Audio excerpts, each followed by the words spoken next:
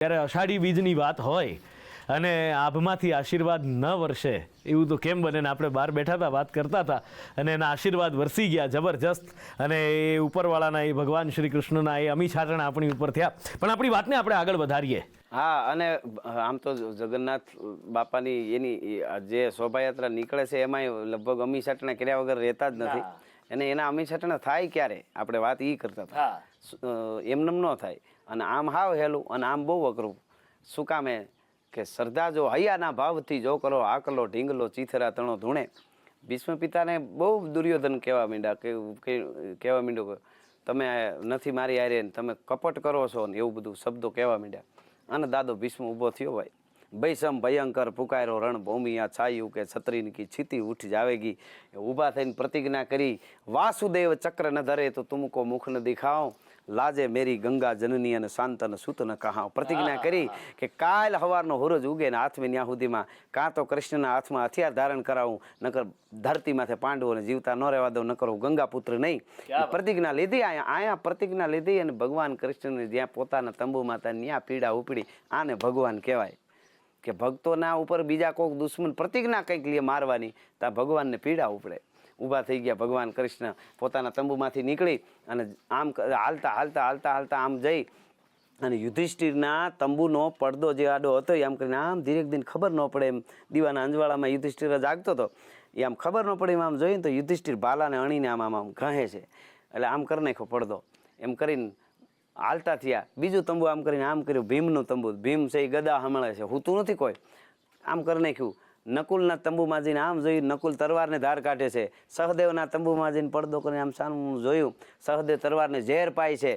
બધાય જાગે છે. એક બાજુ 7 અક્ષણી એક બાજુ 18 અક્ષણી બધાય જાગે છે. કોઈને નિંદર નથી આવતી. પણ ધીરે ધીરે ધીરે ડગલા માંડી અને કેશવે આમ કરીને આમ જ્યાં અર્જુનના તંબુનો પડદો આખો કર્યો ને ત્યાં ઘસઘસાટ અર્જુન હૂતો છે. આ ઘસઘસાટ ઊંઘમાં એક અર્જુન જ હૂતો છે બાકી કોઈ હૂતું નથી. જઈને ચાબુ ખડાડ્યો આમ અંગૂઠામાં સડાપ કરતો અર્જુન બેઠો થઈ ગયો. લે કેશવ અત્યારે પ્રભુ અત્યારે તો કે તને નિંદર આવે છે તું હુઈ ગયો. લે પ્રભુ અત્યારે રાતે તો હુવાનું જોઈએ ને તો કે એમ નહીં તું થોડુંક જોતો ખરો તને ખબર છે કોઈ હૂતું નથી 18 અક્ષણીમાં 11 અક્ષણી 7 અક્ષણી સેના છે એમાં કોઈ હૂતું નથી.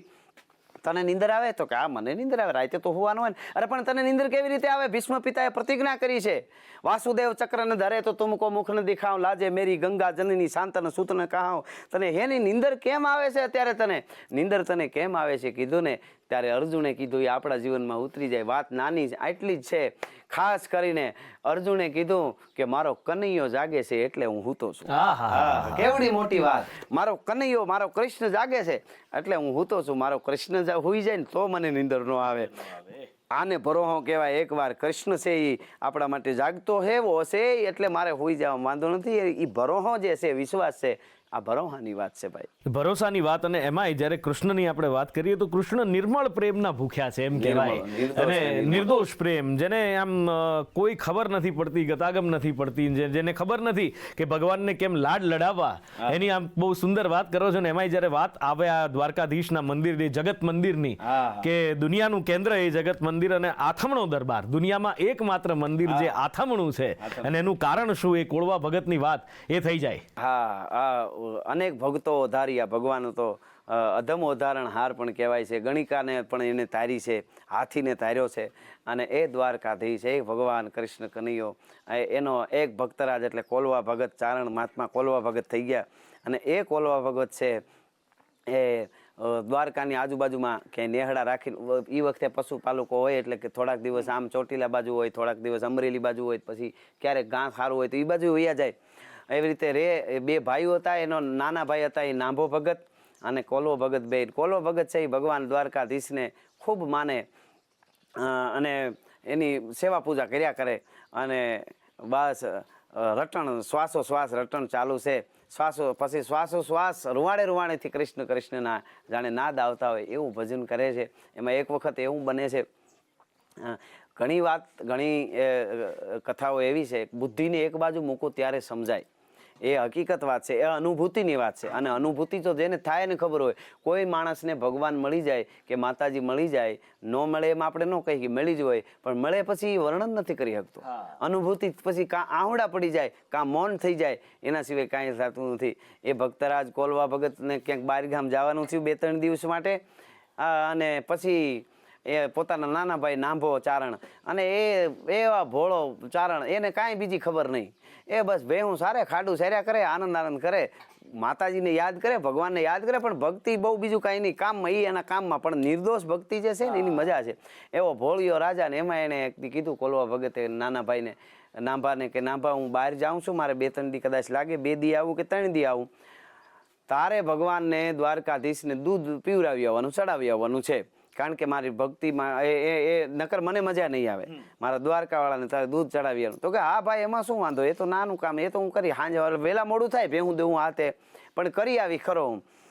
એ કોલવા ભગત બહાર જાય, આ ખાડું લઈને સવારે ખાડું સારવા વયો ગયો, એ એની વેહણ્યું, એ એનું ખાડું ભલ ભાલકી ભગર ગુનડ દારમ હોલર રાણસું બાપલિયું પહરાઈ ઇલોળાસું દૈત પ્રભાતન વાગત વ્રજસું આહળિયું આંચળ ફાટ ગડાણ ધરાગઢ માખણ માસી હેજો ઉતરે અડા ભીડગી ચારણ ઝીલ આંગણ કૂંઠિયું થાટ ઝપાટ કરે, એવું એનું ખાડું. અને ઈ રમતે ચડી ગયો, એને હારો રાફડો જોવે તો આમ રાફડાને આમ કરીને આમ હિંગડું મારે તો આખો રાફડો ઉલાડી નાખે, એવી જેને કહેવાય ભેહું. અને એ ભેહું ખાડું સારે ને સાંજે ઘરે આવ્યો ને ખાડું બાડું દોયું, ભેહું દોયું ને પછી એ પારું બારું આડાવાળા બાંધવાના હોય, પછી તો એકલો હોય એટલે એમાં એટલું બધું કામ, એમાં તળા બળ લાગેલી. અને પછી ભેહું દોઈને પછી કે હવે ભગવાનને દૂધ ચડાવી આવું. એ 100-7 લીટરનું બોઘરું ભર્યું દૂધનું. એને એમ કે આપણે, હું કે આટલું બધું પી જતો 2-4 તાંહળ દૂધ, તો ભગવાન છે તો કેવડો મોટો છે, એને તો 100-7 લીટર દૂધ તો જોઈ ને, એમ એ તો ભગવાન છે. બોખરું ભર્યું દૂધનું જાય છે મંદિરે, મોડા આવે એ વખતે કઈ આવી રીતે દરવાજા બંધ થઈ જાય ને આ તેને એવું ન હોય. પૂજારી છે એ પૂજા પોતાનું જે કંઈ કરે કરીને પછી વહી ગયા હોય. એ આવ્યા ભગવાન સામે, એ ભગવાન મળો બાપ, થોડુંક મોડું થઈ ગયું, માફ કરજે, એકલો ભેહું દોવ્યું, આ તે એકલો માણા એટલે વાર લાગે, દૂધ પી લ્યો આ બોગરું ભરીને આવ્યો છું, અને બહુ સારું બીનળનું દૂધનું છે, અને પારેટી ભેંનું દૂધ છે, અને 2-3 પારેટીનું ભેળું કરીને લઈ આવ્યો છું, અને બહુ સારું પી લ્યો. એટલે મૂર્તિ સામું જોઈને કરે, મીને લે હું તને હરેમ લાગતી હોય તો આંખ બંધ કરી જાઉં. અને પછી ભગત બાપુના શબ્દોમાં 2 કડી કેવી હતી, ચારણ એમ કહેતો હોય છે કદાચ નાભો ભગત, કે ઈ ઠાકર અમને મેલમાં ઠેલી, અને તું 101 બેલી. મને ઠેલમાં મારો ભાઈ તારી ભક્તિ કરે તો હું કાંઈ, મેં પાપ નથી કર્યા, મારે વખત નથી આવતું તારી પૂજા કરવાનું, હું કાંઈ જાણતો નથી, પણ મને ઠેલી મેલવા મારો બાપ તું દૂધ પી લે. કારણ કે કાલા ઘેલાય મેં એ તારા કહેવાય ને જપીએ તારો, હે જગન્નાથ, હે જગતના નાથ બાપ, એ જી કાલા ઘેલાય મેં તારા કહેવાય અન જપીએ તારો જાપ. અરે નાથજી ના તો બીજા કોઈનો નહીં, અમે બીજે ક્યાં જાય બાપ, હવે બીજે ક્યાં જાય, હવે ઠાકર અમને મેલમાં ઠેલી, તું 101. સાચી વાત તો તને ઈ કરું છું કે અમે તારું અંગ કહેવાય, અમે ન હોય ને તો તું ભૂંડો લાગ, અમે તારું અંગ કહેવાય, હવે જીવન કોના આશીરે. અને મેં એવું સાંભળ્યું, ભલે હું ભક્તિ નથી કરતો તારી, હું મારા કામમાં ભેહું દઉં છું, પશુપાલન કરું છું, પણ મેં તો તારું એવું સાંભળ્યું કે ગણિકાના ગુના એ જી માફ કર્યા તે આથી તાર્યો અણહાર, તે દી ગણિકાના ગુના માફ કર્યા તે, ગણિકાને તારે લીધે હાથી અવાજ કર્યો હે નારાયણ, તો ન્યા પૂગી ગયો, હાથી તાર્યો અણહાર. એ ભગવાન તું આવો છો તે હું વખતે મારા માવજી એવો થોડોક હવળો થા સરદાર, હવે ઠાકર અમને મેલમાં ઠેલી, તું 101. અને એક વાત તને કહી દઉં, એક વેપારીની દુકાને કોઈ માણસ ગામડાનો ઉધાર કાયમીના માટે લેતો હોય, એનું જ્યાં સુધી બાકી હોય, એનો વેપાર ચાલુ હોય ને, બીજે કોઈની દુકાને જાય ને તો એને દે નહીં ઉધાર, કે આ તો ઓનું કર લે, ત્યાંથી લેતો તો ના આવ્યો. એનું કારણ હું ઉધાર નહીં, રોકડા હોય તો આપું. તો આદ દીના છે એ આડતી આ તારા ને તું શેઠ સોજો ને સાવકાર, તું જ અમારો હેઠ છો. અરે તારું લેણું છે ત્યાં લગી બીજો અમને કોઈ ધીરશે નહીં તલવાર. તારું લેણું છે ત્યાં લગી હે ઠાકર અમને ઠેલમાં. માને બહુ બોલ્યો પી લે દૂધ, મારે મોડું થાય છે ઘરે હજી જઈને, મારે વાળું કરવું છે હજી, તું પી લે પછી હું ઘરે જા. સવારમાં વહેલું ઉઠીને સાયું ફેરવ્યું ભેહું દોયું, મારો બાપ દૂધ પી લે. અમે તારું કહેવાય હે જગતનાથ જીવન કોના આશરે જાય. નથી પીતો, બહુ વિનંતી કરી, આંખ બંધ કરે આમ કરે ને પછી આમ બાજુમાં લાકડી પડી હતી લીધી હાથમાં. હા એ હાથમાં લાકડીને ઊભો થયો. હું ભોળો માણસ છું, મને બીજી ખબર નથી પડતી.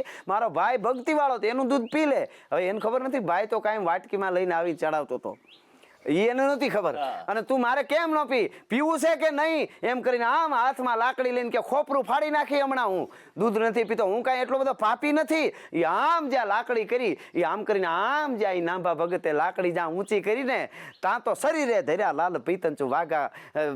એ વાઘા પોતે જણા વાઘા જળકાર થયો પ્રગટ થઈ ગયો. શરીરે ધર્યા લાલ પીતંચુ વાઘા ધરી પાગ ટેઢી એ વાંકી પાઘડી એ ભગવાન એ માથે મોરપીસ જણા કમળાપતિ મંગળ કરણ સુકારણ જય જય જય જગદીશ જીઓ. એ રૂપ કાયદેસર આમાં સામું દેખાણું અને આમ મોટું ફાડ્યું પીવરાવી દે, મારો બાપલીઓ પીવરાવી દે. અને હડ કરતો કહેવાય છે કે 7 લીટર બોગરું ભર્યું હતું. એ ભગવાન કૃષ્ણ પી ગયો ને અહીંથી દૂધના લેગેડા જતા હતા અને એ ગોવાળની માથે આમ કરીને હાથ ફેર્યો. બસ હવે તને શાંતિ. મારો બાપ એટલે કઈ નો કહેતો હતો મેં લાકડી લીધી ને કાંઈ દુઃખ લાગતો દુઃખ નો લગાડતો. હું ગોવાળ માણસ કહેવા મારે થાય તું એમ મોડું એટલે હું મને ખબર છે તું બીન નથી પીતો પણ મને મારો ક્રોધ જોયો ને તો તને એમ થયું કે કંઈક કરી બેસજે. તે પી લીધું એ મારા માટે ઘણું છે. સવારે હું વહેલો આવી હો.